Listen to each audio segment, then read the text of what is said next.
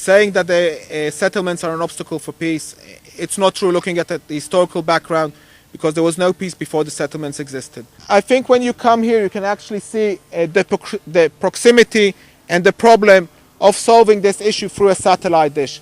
The distance here are so close. We literally cross the road and then we're with our neighbors. I see now how close you are with them, and I can imagine that you would like to build here and to arrange this village a little bit larger.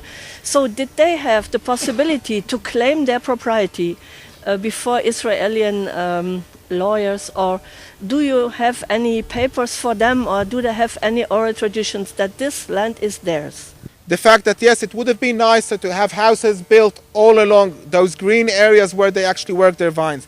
The fact that, yes, it would have been nicer to expand here and build here another row of houses.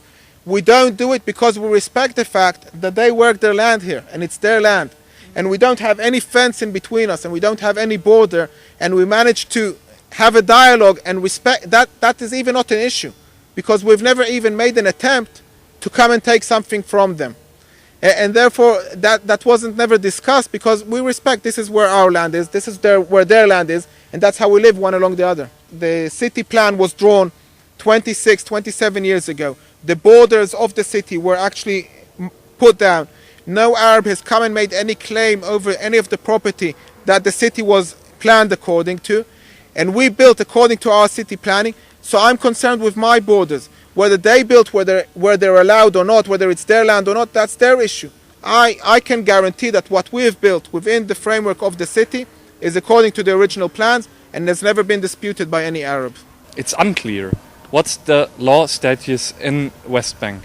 Do they have Palestinian law? Do they have Israeli law? Have they any law? Regarding the land, before the Israeli government markets any piece of land, or before it issues any permits to build on the land, a full disclosure is being made, and any individual who wants to come and draw an appeal is entitled to.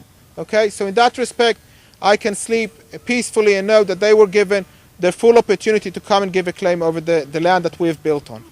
Regarding what type of law is being practiced by different people, the law that the Israelis are governed by is the Israeli government law.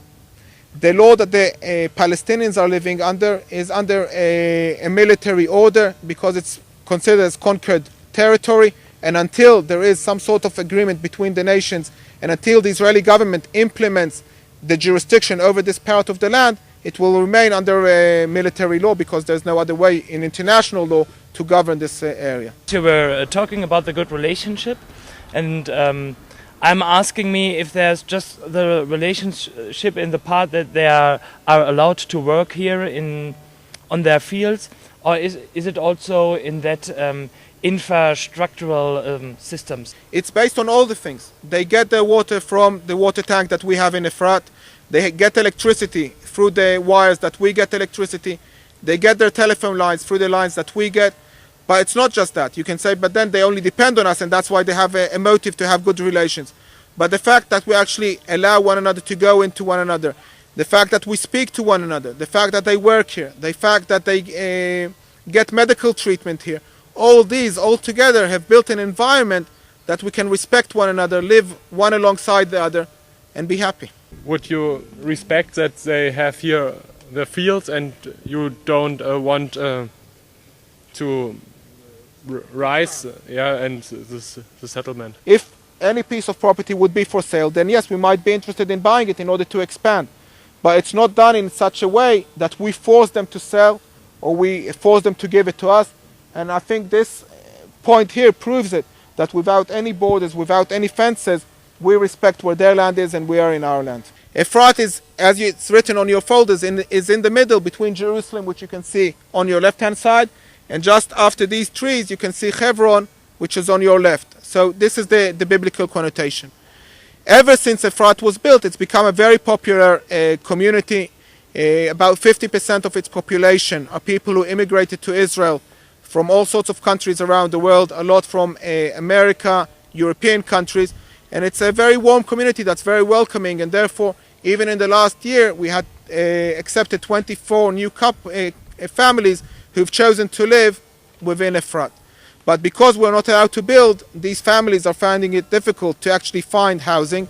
which has increased the demand, which has increased the prices, and therefore today, ironically, the prices in Efrat, which was meant to be a suburb of Jerusalem, have become higher than the prices within the capital itself. 3 weeks ago, I had here a group from America, from a specific church, and we were sitting like we were sitting today, and at that time they were actually digging the ground for their water pipe, and the person got off the tractor. It was a smaller group than today, it was only 9 people, and he literally forced us to go into his own house in Wadi Nis, and insisted that we drank with him tea and coffee, and it wasn't planned, it was literally spontaneous, but it just proved the nature of the relationship that there is between the two neighbors.